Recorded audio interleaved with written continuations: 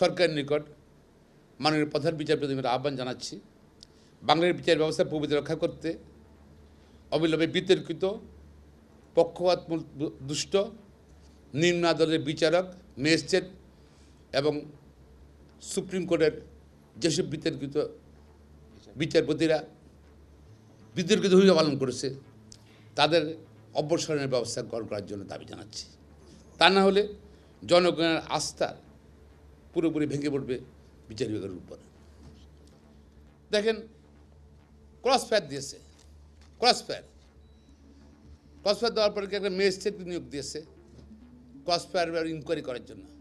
Magistrate দিয়েছেন না, এটা পুলিশ বা র্যাব আত্মরক্ষার জন্য করেছে, জাস্টিফাই করে দিয়েছে।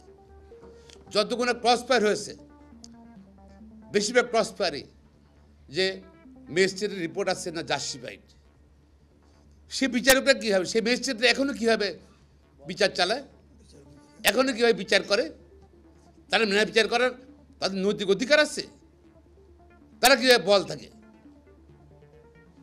সকল আইনজীবীরা জানতে চায়, সুপ্রিম কোর্ট আইনজীবী জানতে চায়, দেশভাবে জানতে চায়। আশা করি তাদের তালিকা করা হবে এবং তাদের বিরুদ্ধে ব্যবস্থা গ্রহণ করার জন্য অবসান করার ব্যবস্থা গ্রহণ করবেন আশাবাদ ব্যক্ত করছি।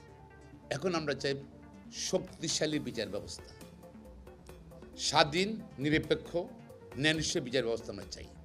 কারণ এই বিচার ব্যবস্থাই কিন্তু সব কিছু।